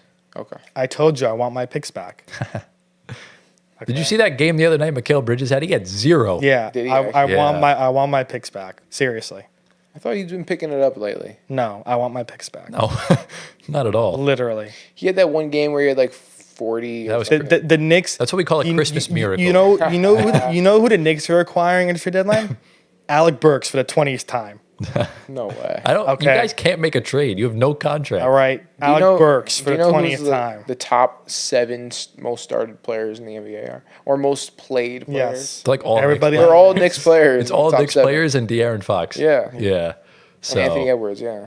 look, I think there is a situation that if one of Boston or Cleveland goes out early, I think Indiana could take one of them out. They can sneak in there. It's possible. Yeah, Anything is possible. bro. doable. Anything is possible. So are you crazy? A little bit. Not that much, though. Look, this is coming from someone that picked the Pacers to go to the conference finals last year. Yeah. All right, fine. So, maybe crazy's doable. good, you know? Yeah, I think Crazy's good. Crazy's good. So we're all crazy. Listen, Yeah. they're making my predictions look good. They're a good team. We'll see. They need some center help. That's the main thing. We're forgetting, Ben Shepherd coming back. He already played. Aaron Nesmith still has to come back. Neesmith has come back. Yes, Yeah. I'm sorry. He'll be back in like a week, I think. Yeah, man, this is a deep team. The deep team. It's the Yeah. who's the deep team in the West? Oh, it's the Memphis Grizzlies of the East. I don't think the Grizzlies bench is Deeper. as good. Yeah. I generally don't think there's a team deeper than them. I would take their bench over OKC's. Like if OKC had Indiana's bench, I think they'd walk to the finals. Whoa. Yeah. Yeah. Especially because Listen. OKC's about to trade some of their players. True. I think the big move for them is Cam Johnson, and Would love that for them, to be honest. they can easily give the Nets Jarris Walker. They could throw an Obi Toppin. and some picks, and that would be an easy deal for them to do. Yeah, and I think because like it's nothing against Obi, he played well, but I think you need more of a surefire player off the bench necessarily because I don't necessarily think he would start because you're going to play Hallie at the 1, Nemhard at the 2. It would probably be Neesmith at the 3 just for the point of attack's sake. Yeah. And if he's hurt, you can put Cam Johnson in there. Then it would be Siakam at the 4 and Miles Turner at the 5. Yeah. Yeah, I think that would be fine. And the Nets would love to take on Jarris Walker to have him play good. Yeah, because like and honestly, Obi Toppin. because low key, as much as I don't want to get rid of him, we could easily give the Pacers Day'Ron Sharp, and then it's a done deal. And if like Cam Johnson and Day'Ron Sharp for Obi Toppin, Jarris Walker, and a first round pick, I would easily do that. I could see the Pacers throwing in Isaiah Jackson just for an injury piece to keep you guys afloat. Thing is, he's not an expiring, so which is why Oh, we he won't is? want it. Okay. He's not. So Oh, he's not? We want expiring contract. Why we took on Melton because he only signed a 1-year deal. I think Jackson signed for at least 1 more year. All right. So we'll have to see. But Yeah. so yeah, that's kind of the gist with the Pacers. I still believe. I'm never going to give up hope in them. So we'll see what happens. I would love to be right, man. That would be. Yeah, man. It just sucks because I genuinely think if they beat the Celtics, they would have waxed Dallas. Well, listen, we can't worry about what ifs. Dallas might have won that series. Who knows? Who knows? Thing is, like they could have, but Dallas looked so gassed. Yeah. Losing Game 4 to the Wolves really sealed their Yeah, fate that cooked them. because they would have had an extra week off. So it is what it is. Yeah, but listen. Anything could happen, man. Tyler, I like how you stand on business. I respect it. Yeah, So who knows? You might he be right, takes bro. tips from me. No, you're not. definitely not. I stand on my feet. Okay. All 12 toes. When the Pistons win the finals this year, they were due to have a good season. Like, yeah. Could you imagine? But any sort of final thoughts on either of these teams before moving to the outro? No. All right, ladies and gentlemen, that brings us to the end of episode number 40 of the Floor Spacer podcast. Guys, we've hit the 40th. How do we feel? Pain. Well, we aside feel Murph good. aside, how do we feel? Rejuvenated. Rejuvenated, just like Russell Westbrook. That's the word. That's the comment. Okay. Is it that or Murph? Murphy. Nah, it's got to be Murph. Murph. Rejuvenated's hard to spell. Yeah. Rejuvenated Murph. Murph is rejuvenated. So comment Murph. What is it? Murph? Yeah. Yeah. Okay. Yeah. Comment Murph down in the comments section for those that are still with the flow. That's how we check who the real ones are. Yeah. So yeah, obviously, keep an eye out for the next couple of weeks. We have some big episodes dropping. We reached the halfway point of the season, I think, next week, which means mid-season awards. Be on the lookout for that. The week afterwards is going to be our trade deadline special because we were going to do it the week after, but it's right next to the deadline. All those deals will be done by then. So we'll each get like a bunch of teams and we'll each make one trade. So we'll make a promise to y'all. Me and Antoine will teach Gio how to use the trade machine within the next 2 weeks. So that way he can make some fire-ass trades. As far as everything else goes, just, we'll report any trades that go down, anything big that happens. Rivalry week is coming up, which the games scheduled are not very good. So, yeah, I guess I'll just get into the general housekeeping then. If you guys did enjoy today's video, be sure to drop a like, subscribe to the channel if you're new around here, launching our Discord server at 5K.